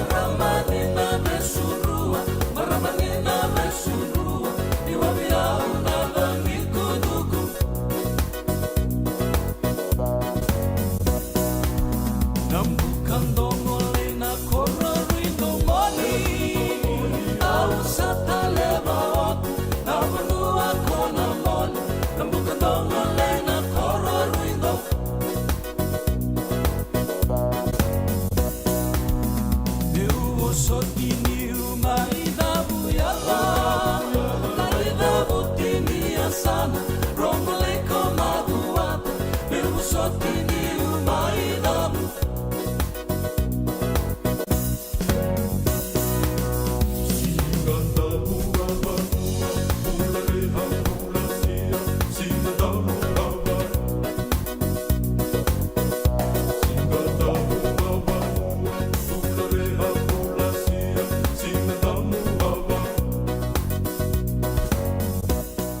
JJ's Food Shack. E tiku kethi kina na kakana boka biti me pakana kokonda. Lobo benga ni ngai kani doitu na bundi nan dalo se tabioka. Na kakana boka malangi me pakana steak pakai loka kena coleslaw. Wee! Na kari toa sa wadha badina na kani kana. Kaya tiku talangana non to specials and a lomo ni madawa. Dau tamba and a Facebook. Na doi ni tiwa ya na bani manrai pai kei na bunga tale. Gore na JJ's Food Shack. Viu Valley mo Billy Jean Street, Santa Rosa, California. Karo talangan rato dili mo yang may Santa Rosa, may yato sarani kinavato. Giritirto sana kinavitu sa mabitu tolo dio tolo dundu al limono. JJ's Food Shack, Santa Rosa, California. Me volia back and dono ngu life insurance policy? Nakakira ni tutana katil kabitu ni okostita na 2022 o sangir takasarabiri ni tauna. Kami ngaya kila mara ngaya salah ko mana check. Sengat tali ni biara, sengat sarangan ni biara balilai. In time sarangan mai. So ang tali wala ka tala tunda wala. Kuwertongo. Au sarang ko dengo kami binasa. Iyo, o yasar nga na buna, e rau sara, sa tiko na pepa se senga, bula binaka se tobi mate, kambani duan nga kana soma mena claim na lom ni rosa nga bulu kabana ua keada na lenga, nisa e mbaki roa tina policy. Text mai kina wasa eva walu ba dua, tolu walu lima e na kena i tuku matai lalai, o ya na wasa eva walu ba dua, tolu walu lima. E senga dina ni kara rawa na daka waka kekiwa. Ia endona kainda wipu ke kawaka mamanta taka tuna bengaravi, o ia ke tuna kenda to kakana. Leika na dalo na bisikete na reo bata na sunbells e tinimbulu makau. O kenda to na senga tiku ni driver, se senga ni waka motoka katau drendre na tutu beto seaki, erto satu wakarau na Divine Pacific Food Mart mai Sacramento, merto taladeani na nung ni boli. Rawa sara. Witartar ngayani na taliboni diwan 21 saibarua merto bakarotaka katalada may nanong ni boli na kinangona to tolo tutua. Divine Pacific Food Mart, Viturua Diwawalu Franklin Boulevard, Sacramento, California. Namba di taliboni diwan 21 saibarua. Ertong garap talangan ikanalay waka suburi ani nanomu yaya. May nanonda to stoa kinanomu mati ni katumba. Binaka wakalevo nandau sema tikumai. Binaka wakalevo nandau asetiko na nonda to vata na Radio Mbulando Vata San Francisco, may koti kenda vata mai. And the sabo like sarnia dawayani na walu sangubulo na undolo na kende wili ni matabu vale na Radio Mbulando Vata. Ia e wili sar me vakatoto vata taki kina kende wili na ngwane toke and ovea say pura. Do na like, do na share. Subscribe talaga Mike na Radio Mbulando Vata and na YouTube. Radio Mbulando Vata San Francisco, Mekoti Kenda Batamay.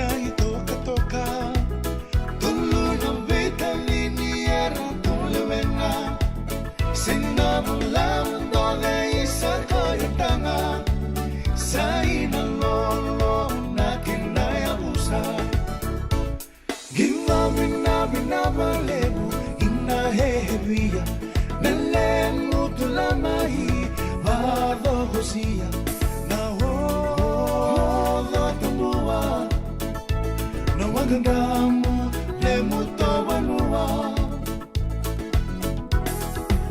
tau kini were le muyakanga turanga tau semisi na kokorama me munga nano mo wesinga binaka mengai kalonga tano mo wesasanga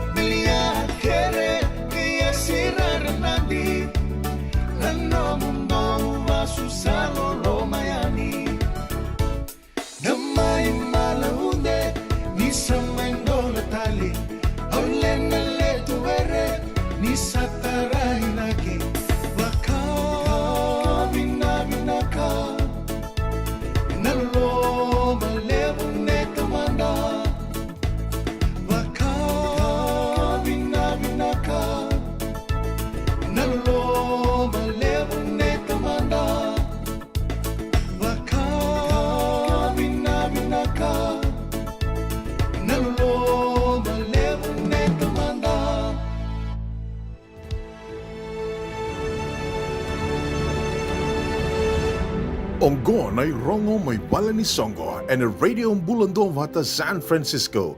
Mekauti kanda vata mai. E baka deita ki tuku ni na singa ni baka na numini nonda tunga lala iviti na Fiji Day, ruana undolu rua sanga bulukava. E titi baka tiko na Ono Foundation USA, Ono Kandabungo. E na baka raumbuka ke na baka rawai ne ka tini kandua ke ne ka tini ka rua ni singa ni bula o Kotoba. E na Sonoma County Fairgrounds mai na e tiko ke leile bungo. Santa Rosa, California. Moni na ngai tuku ni taka ni se botongo e tolu na bula. Raonda boka rausara boka binak. Ia, ke muni na binakata mo ni laki buli taki. Buli taki tumba na kakana baleta na songo ngori e singa tau doko na ruana siangori. E pitu nan raunan dola duana stall. Ke bakao ni binakata. Moni na ngai tuku ya ni na email ngo. Fiji Day USA at yahoo.com. Di ba kang data kayo ni Kina na nomuni stall kay na nomuni bola mo nila kibuli taki talaga Kina. Kaya totolo, kaya pinaka na nomuni buwan data kaya tikinang ko na numa na kaya isawi bito ng raw ng dola. Nanonda vata kay City Veni Rotorala.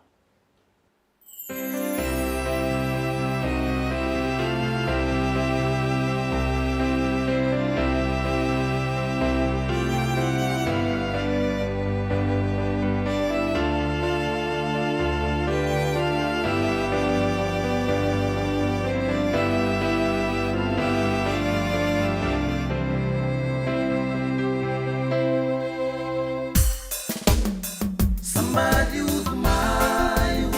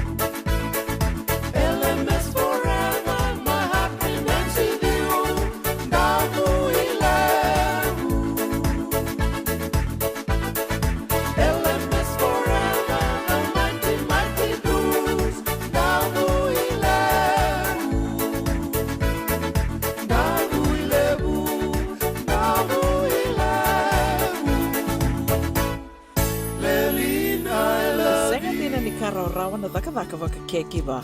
Ia endona kainda wipu ke kawaka mamanta taka tuna bengaravi, o ia ke tuna kenda tō kakana. Leika na dalo na bisikete na reo bata na sunbells e tinimbulu makau. O kenda tō na senga tiko ni driver, se senga ni waka motoka kandau dren na tō beto seaki, erto satu wakarau na Divine Pacific Food Mart mai Sacramento, merto taladeani na nong ni voli. Rawa sara.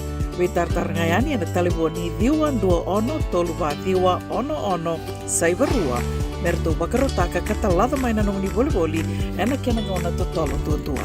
Divine Pacific Food Mart, Vitorua Diwawalu Franklin Boulevard, Sacramento, California. Namba di telefoni Diwan Dua Ono Toluwa Diwa Ono Saivarua. Erto ngarabatalanga ni kena le waka sumburi ani nanomu yaya. Mai na nonreto stoa kena nomu mate ni katumba. Nungu chisu nungu banua. Dorongode na vima mani ono kina vitu ene kawani bugululu we kemandawe California. We mani rua ene kawi kina tolu ene singalewu ni lotilewu we kemandawe viti. E warotaka na New Methodist Christian Fellowship USA. Rongode ene radio mbulando vata San Francisco me kauti kenda vatamai. JJ's Food Shack. E tiku kena na kakana boka biti me pakana kokonda. Lobo benga ni ngai kani doitu na bundi na ndalo se tabioka. Na kakana boka malangi me pakana steak baka eloka kena coleslaw. Na kari toa sa wadha badina na kani kana. Kaya tiku talanga na nono specials and lomo ni madhawa. Dau tamba na Facebook. Na doi ni tiwa ya na bani mandrai pai kaya na bunga tale. Gore na JJ's Food Shack. Viu Valley mo Billy James Street, Santa Rosa, California. Kaya talangan rito dili mo yang may Santa Rosa, may yato sarani kinavato. Giritirito sana kinavitu sa mabitu tolo dio tolo dundo limono. JJ's Food Shack, Santa Rosa, California. Nanonda vata kei siti veni ratrala.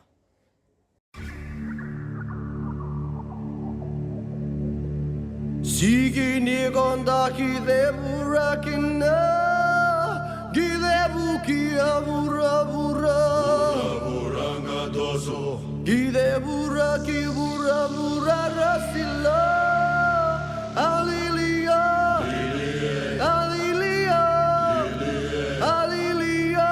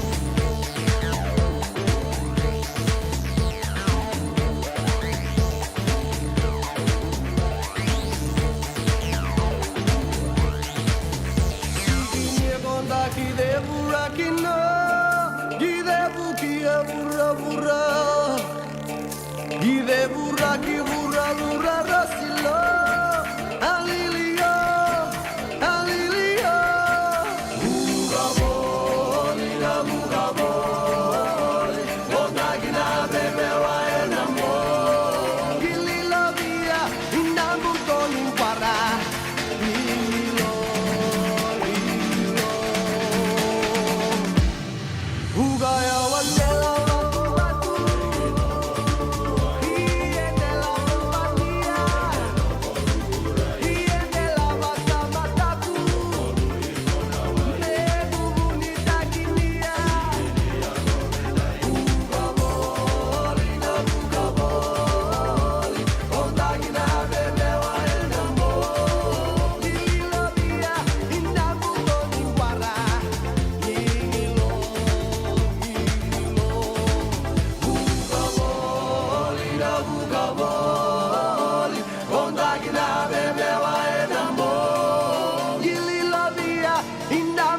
linguara Ninilo Vugaya wano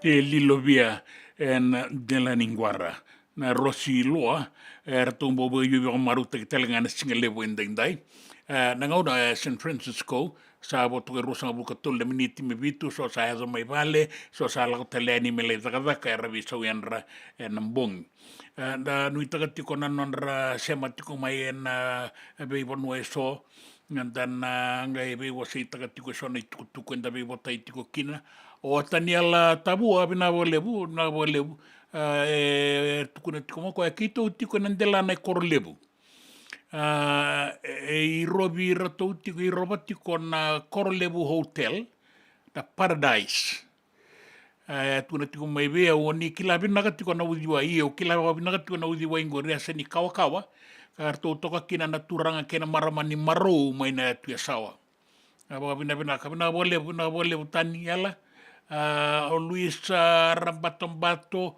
Ratulomani Alavina Wanga Pinagata Zingu Maramanaita Merto Bono Nimitalenga ETA La Sanga Maina Taini Buravura Maitai Anjina o Samu Somale Tabale Dola Bina Tuaskalebu Aba Gembobi Zozo no Mai Boto kanggo rusang bulu karuana miniti meruana kaloka na ngau na vitir tu samba di rabita gitu yang gingin gulang-gula na ilaw war tumba di lagi buat segala bu ikan segala bu di kuah ya mai suba gingin gulang-gula na kele sini kele nganim bas tiko kinan do na gingin gulang-gula ertundo sota kina kora taka be bali di bolo-bolo sa sabakai lebu mai na ilaw lagi buat segala bu na gingin gulang-gula sa sangan gulang-gula walenga sa huli tagi telenga kina nang guling-guling, nang gulang-gula, na lakari, na lakara, na mitai, kena bi matagali. Rito sa kilati ko rito.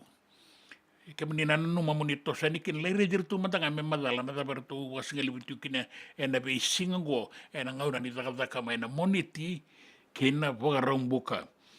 Duana sere kautikenda tiko ya nikina ngauda ni rongo ituku taraba. Wale lek ngani tuku na non tabanua ni bole ka tokana ruana kaloko na ngau na ibiti boto kongo rua sanga bulkan dua na miniti me bitu na kaloko na bulan dua bata San Francisco kauti kenda bata mai.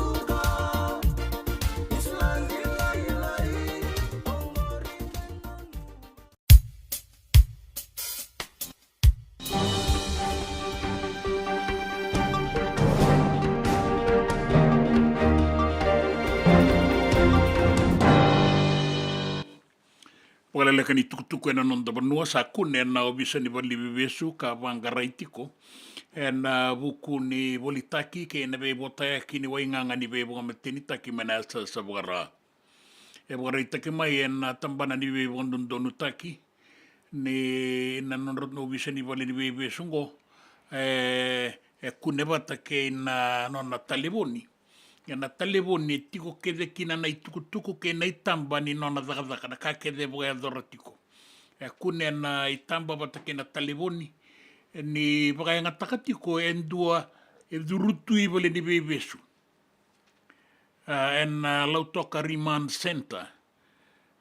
Ko engo enda unona itabi na bebotaya kana nganga ni bevo matini tak sa tiko mandai lo mani vali bebe se ronga ni bevo ta kana nganga ni bevo matini tak baletan na bevo ke beira na ubisa ni vali ni bebe su kaina kini aku ne talenga mai kina na iolo ni nganga ni bevo matini taki ela ikune saramai enandua na vale lailai rabori takamai ni vesu na ubisa ni vali bebe sungo ene abondo tiko enandua na motoka pata kei nandua santa udurusu kai vale ni bebe su ena zakazaka ni wainganga Bukarita kita lengan ya kune batamai na loma ni motoka vanan raunan dola na ilabonganga abasanga bulu ka vanan dola na digital recharge kasa atambaki kede tale tunga na nona taliboni nga so liat tale na ibukan dinandina membaleta na kai ta kabel Bukarita kimai na bagarau saya tu tiko na ngaunango mai barani se be ratu na nonda dorobo ni sa sulia otia ni ndo na ibakasala ona Daniel li dawani mbuka mertungarau na navali ni sarasarango ni rasa osoani na lebu ni kosa na gongolo na kaila era ni bogabuna na nonda tau tava yaya na dorobo ia be irambeka iso na timini viti ena gito ena tulu na kaloko na mataka leilai ni singa ni mataka ka rawa talenga ninda kilana kena madalang baleta ni karua ni gito ni matai wat kay Uruguay ena tulu ena be mama ni ono na mataka tiunga ni mataka era una sota kina timini Amerika na US Eagles na mataka leilai ni be mama nindu ena mataka ni bogarumbuka ga sota kina kerto na itauke ni rara Bukarita ki mai merke ni sa tosoya ni na beitoko ni bua na ibuke ni presidenti o koe kasana tu me sosomita ki Joe Biden na tikite ni Democrat na bindingi ni bulo November ni tu baga presidenti mai merke sana bi sosomita ki ani o Kamala Harris na ibuke ni presidenti na ngaunanga kadibagi kinana yana ni sa na susumita ki Joe Biden saya tu ni 8.2 milioni na lo mai mereke tau doko be ira sa sulia ni kinana non ratau kina non rabe toko ni lo mangani 2.5 kabana wa rao kina 8.2 milioni tu sotiko na dagango kana nominira na be toko ni lebusar na Democrat be Kamala Harris sanga sarang ndua na numani na roni lai tu me be ndingi tu talenga ko me mata ina tu baga presidenti ena tau maka kotonan raki me do bono bongi lebu ndai ena non do bonua e viti ena bu suba kena sorry baka kina mai korobo raki se rua na mosi na itasiri ke tailebu bukarita ke mai kina ni laiado sarena sanora nan raki mama dan dono maka tiko ena ngaunangoli o tiko na tokalau deba baka kina ena barra bini tokalau ke maduata o da kaunrove wata ke mbua na sano lau wata ke lo mai viti ndau maka tokanan raki siu wana wasa kandabu ndau maka talengana ke nei tuba kina baka tongore nei tuba kini raki na biang batana mbongi na suana banua ke baka tau nau na ga tau saratiko ena kabi se na mbongi ndai gore na ke nei tuba ki me dobatiko na kabi ni kua na be bonua e bole ka tisuba na bua ke na usori e baka kina na sa sawara lo mai viti na kaunrobe mbua maduata ke kandabu e baka kina na sa sawara poyex ya malele ko nganga sporat ko ne atmotero tuam Na nonda vata ke siti veni rotrala.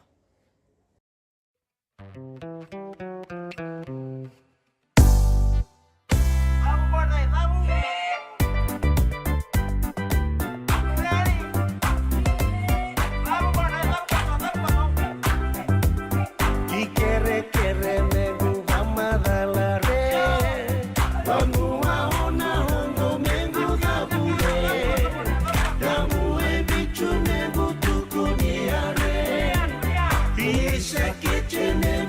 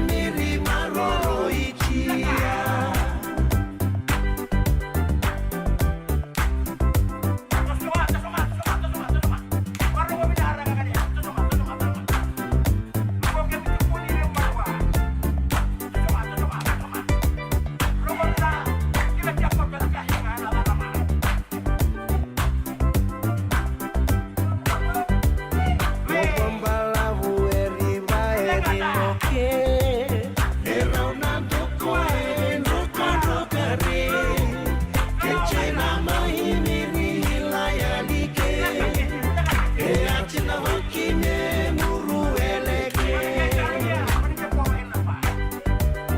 Yabu atalini eritu batake Wele na rangi ni chibi chibi radiare Okuru na mono eri bidike Kodaki hila na lala kuwa nichege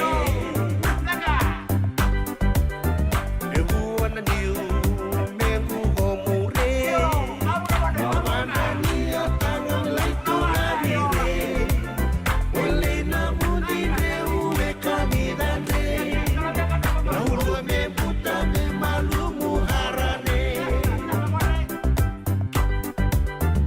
Kini kale ona lewi talatoa Tabu hukatuna monde roka roka Una wata me una ngai tola huka Lama kai ila mili maroro ichia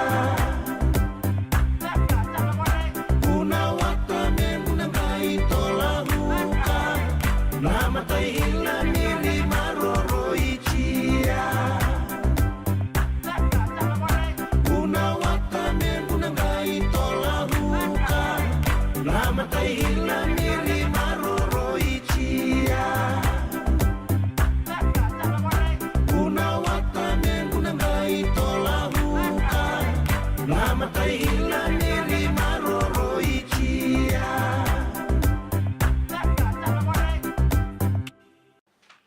Pira boleh besar nan dua bota tiko mai ai Taniela Zolavina o sinoko to mi korlebu. Ia pina boga lebu sa mengulo nei tukutuku. Bukan to tagini ano tini lolo mai warui batini wai kwaki. Warna turangana momona bimbulo. Guru gerno gote na gorna turangan ni nandigilangi mai maro. Lolo matuati go inoken karau salome lolo mereoni. O manoa sa Zolavina kalunga tano. Seven major Zolavina mucha le numinom ni na koron talomo Zolavina labinia kana matanggaling bawanga kemani naturanga kena marama ni sabo tokongo e vida na miniti me ruana kaloko au nada bakiru nada baikena ruana kaloko me bakana kene barau and then ngai sematale en tinikan duana kaloko en singalebu ni singa ni mataka na lutulebu na nonda ngau na ibiti en ngau na bataya en sana sematale ngani kine San Francisco mai merke en apana kaloko me bakana kene barau sana re mbasi ka tiu kine sona tuku binaka me baleta nang gito ni mataka mai Parisi na nonda timi ni viti ke na timi ni Uruguay sota na tolu ke na timi ni merke sota na vei mamani ono ene mataka ni mataka yang guys sota na tini kan dona kaloko en ngau na viti en apana kaloko en dana ve kinta bagi kina na nonda ngau na San Francisco en radio bulan dua bata San Francisco kauti kenda bata mai ni samode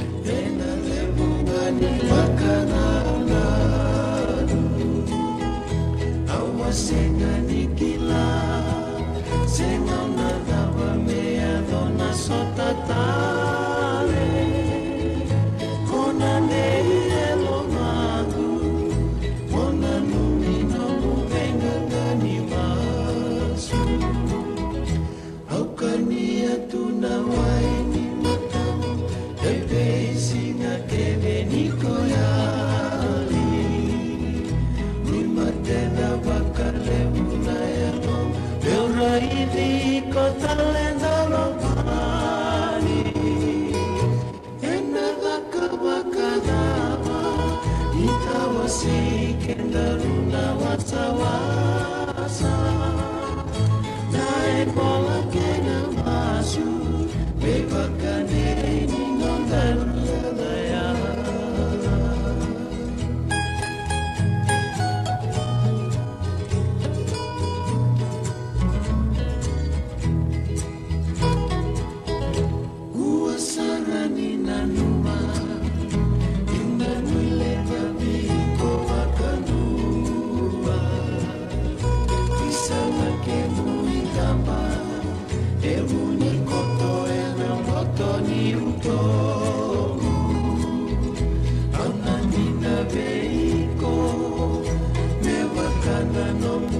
sanita tahu Moya lobi na kasana Tuangan nilai nilai tabia Au kania tunawai ni matamu Ebe singa kene niko ya Rui matena makale buna ya lo Beura hivi kontale nolo bani Enada kawakarava Itawasi kenda duna wasawasa Nae bola kena masu Beba kandeni nondaru yalaya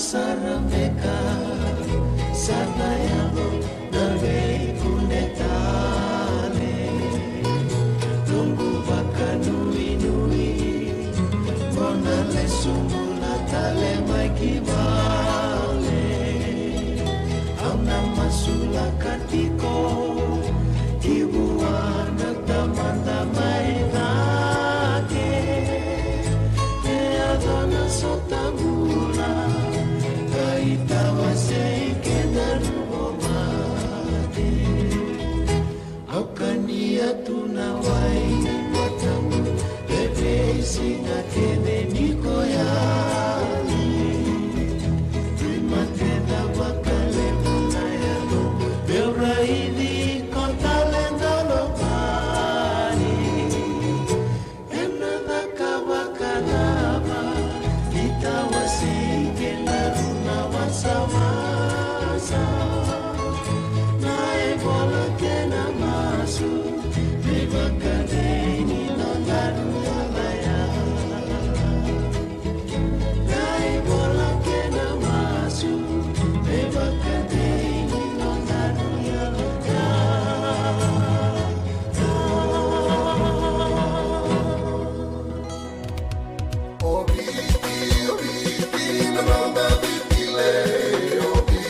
Nanda Vata Vata ki City Veni Raturala and a radio Mbulan Dua Vata, San Francisco. Me Kochi Kenda Vata